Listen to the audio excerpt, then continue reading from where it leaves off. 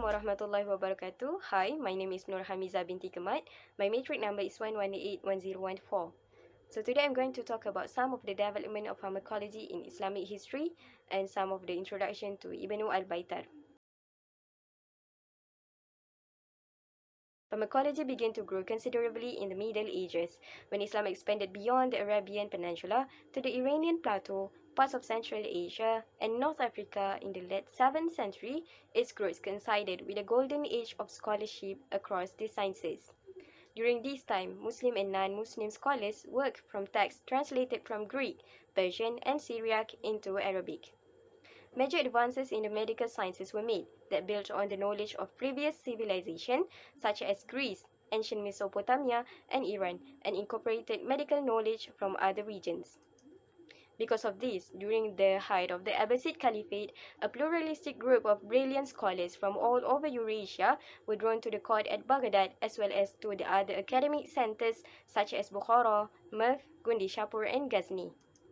Scholars from this period included the physician Razi, the polymath Avicenna, the polymath Al-Biruni, and the botanist and pharmacist Ibn Al-Baitar. Ahmad ibn Al-Baitar was one of the greatest scientists of Muslim Spain and also a well-known botanist and pharmacist of the Middle Ages. By using all the knowledge he learned from Abu al-Abbas, he started collecting plants in and around Andalusia before he left Spain for plant collecting expeditions and traveled along the North African coast before he authored his valuable books at Egypt. Ibn al-Baitar's major contribution, Kitab al-Jami', describes about the basic medicines and nutrients derived from plants, animals, and minerals which hold a high status among botanists up to 18th century. He didn't write something without first having observation, and he had full confidence in inference and deduction. Besides that, Ibn al-Baitar was the first who specifies the timing of medicines, which were to be taken during the night and which were to be taken during the day. Ibn al-Baitar al-Malaki is a gifted pharmacist, botanist, physician, and scientist. Ibn al-Baitar was born at late 12th century in Malaga, a city in the region of Al-Andalus, Spain, which located in Iberia Peninsula, 83 miles from the city of Cordoba and about 203 miles from Morocco in the northeast. Malaga, in the time he was born, it was ruled by one of the most important empires in Islamic history, Almohad Empire. Almohad is one of the most important empires of the medieval Islamic West, an area defined as Al-Andalus, the Maghrib, and Ifriqiya.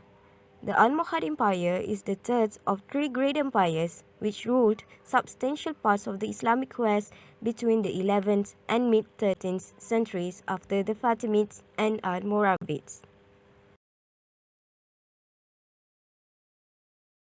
The Almohad period experienced not only a flourishing of didactic verse, but also of encyclopedism, concern for compiling the extant knowledge in well-organized and user-friendly works can be detected in almost every field: Quranic exegesis, grammar, adab, medicine, botany, astronomy, agriculture, magic, and so on. Assalamualaikum warahmatullahi ta'ala wabarakatuh.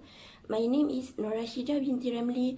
Matric number is 1181021.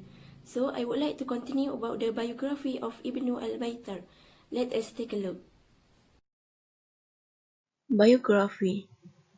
Ibn al-Baitar, or his full name, Abu Muhammad Abdullah ibn Ahmad ibn al-Baitar Dia ad-Din al-Malaki. Ibn al-Baitar spent his childhood in Andalusia. He learned botany from Abu al-Abbas an-Nabati, a learned botanist with whom he started collecting plants in and around Spain. Ibn al-Baitar was born in the year 1197 century at Benalmadena near Malaga in the Kingdom of Granada. He died in 1248.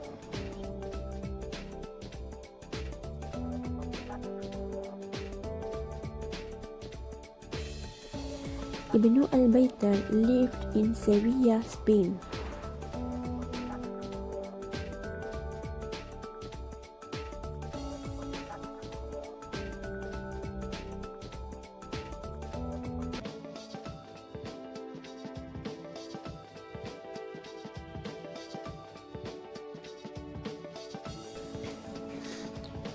Ibn Al-Baitar was most famous Andalusian Arab pharmacist, scientist, and a botanist.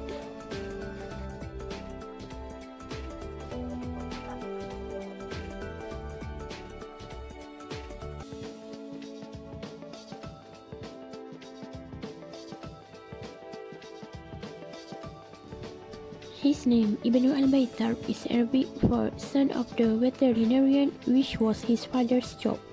Ibn Al-Baitar was his father's nickname, since his father was a Baitar veterinary. He also gave plants to the poor and never gave bad pills to anyone. The journey of Ibn al-Baitar. His long journey was initiated in 12th-19th century. After studying on the renowned Ibn al-Rumiyya in Seville for a while, Ibn al-Baitar left Malaga, Spain, when he was about 24 years old, never returning to it.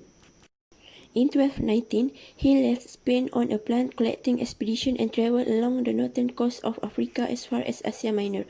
The exact modes of his travel are not known, but the major stations he visited include Bugia, Constantinople, Tunis, Tripoli, Barca, and Adalia. After 1224, he entered the service of Al-Kamil, the Egyptian governor, and was appointed chief herbalist.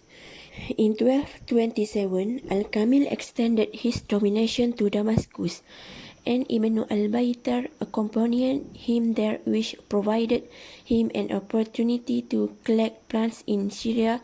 His researches on plants extended over a vast area, including Arabia and Palestine, which he either visited or managed to collect plants from stations located there. My name is Nur Atika binti Ahmad, metric number 1181018. Ibn al-Baitar have written some books as part of his contributions to Islamic knowledge. His two most famous works were compendiums in drugs and medicines.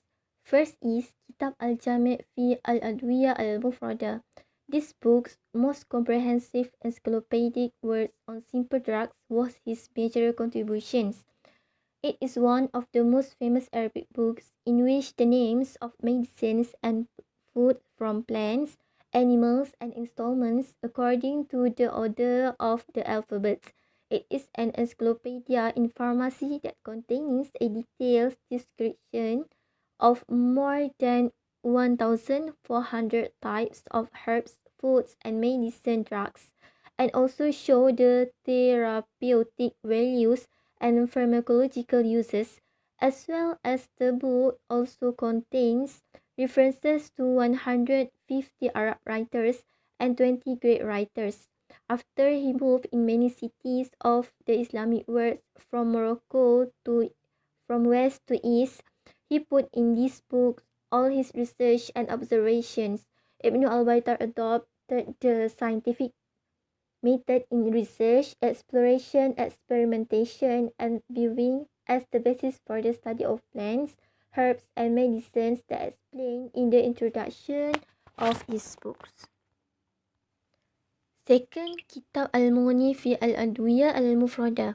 Ibn al-Baitar's second major work is this kitab. It is an encyclopedia of Islamic medicine which incorporates his knowledge of plants used extensively for the treatment of various ailments, including disease related to the head, ear, and eyes. It is a dictionary arranged by the organ of the body in a simplified order. This book contains 20 chapters arranged for the healing of the suffering organ. Here are some chapters that have in this book. Chapter 1, the vocabulary used to treat the head. Chapter 2, the vocabulary used to treat the ear. Chapter 3, the vocabulary used to treat eye disease. Chapter 17, the vocabulary used in decorating. Chapter 18, the vocabulary used against fevers and air corruption. Chapter 19, the vocabulary used against toxin. And the last chapter is the most commonly used vocabulary in medicine. Assalamualaikum Assalamualaikum warahmatullahi wabarakatuh. My name is Aisyah binti Muhammad Zaid. My metric number 1181019. My part is to talk about the achievement by Ibnu Al-Baitar in botany and pharmacy and a data sharing about significant research. It has been explained that Ibnu Al-Baitar is a scientist in the field of botany, pharmacy and physics. He is very expert in studying the science of plants. Ibnu Al-Baitar's interest in plants has been cultivated since childhood. As he grew up, he learned a lot about botany from Abu al-Abbas al-Nabati, who at that time was a leading botanist. Besides to his contribution in writing books related to medicine, Ibnu Al-Baitar also contributed his achievement in the manufacture of herbs using natural plants that can treat various diseases. Among the herbs that has been invented by Ibnu Al-Baitar are: first, essential oils. Ibnu Al-Baitar contributed greatly to the development of essential oils, particularly those used in therapies. The earliest recorded mention of the techniques and methods used to produce essential oils is believed to be that of Ibnu Al-Baitar. For information, essential oils are natural products derived from aromatic plants traditionally used all over the world for disinfection, as anti-inflammatory, relaxing, and stimulating substances, and with potential and modern exploitation in clinical medicine. Ibnu Al-Baitar in his kitab Al-Jami' fi Mufradat Al-Adawiyah wal-Aghdiyah or Pharmaceutical Encyclopedia had identified not only how essential oils were made, but what certain essential oils could be used. In his first book, Ibnu Al-Baitar provides detailed chemical information on the rose water and orange water production. He mentioned the scent syrup was often extracted from flowers and rare leaves by means of using hot oils and fat. The oils used were also extracted from sesame and olives. His second major work is Kitab Al-Mughni fi Al-Adawiyah Al-Mufrada, an encyclopedia of Islamic medicine which incorporates his knowledge of plants used extensively for the treatment of various ailments, including diseases related to the head, ears, eyes, and others. Next, the second herb invented by Ibnu Al-Baitar is Hindiba. What is Hindiba? One of Ibnu Al-Baitar's most remarkable achievements was the discovery of the anti-cancer effect of the plant named Hindiba. For your information, Hindiba is an herb identified by Ibnu Al-Baitar as anti-cancer and can be used to treat tumors and neoplastic disorders. Head of History and Ethics Division, University of Istanbul in Turkey, Prof. Nilsari, in her work Hindiba, a drug for cancer treatment in Muslim heritage, has proven the efficacy and authenticity of the Hindiba herbal ingredient found by Al-Baitar. So she and other doctors have done scientific testing and have even patented the Hindiba discovered by Ibnu Al-Baitar. Next, in the translation of Ibnu Al-Baitar, it is noted that if the juice of squeezed Hindiba leaves are heated, its foam taken and filtered and the juice drunk, it would be beneficial in treating tumors. After Prof. Nilsari conducting scientific testing in her work, she concluded that Hindiba has the power to cure various diseases. Hindiba can clear the barriers found in the small ducts in the body, especially in the digestive system. So, overall, the most specific priority about Hindiba is its ability to cure tumors. This was the greatest achievement of Ibnu Al-Baitar. Conclusion: Ibnu Al-Baitar's contribution is the result of many years of observation, research, and classification. Then, his work in the future greatly influenced the development of botany and medicine in both Europe and Asia.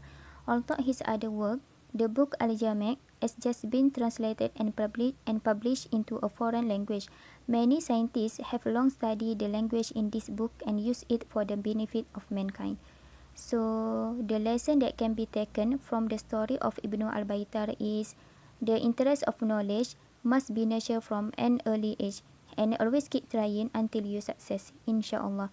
I think that's all from us. Thank you so much for your time and attention. Assalamualaikum warahmatullahi wabarakatuh.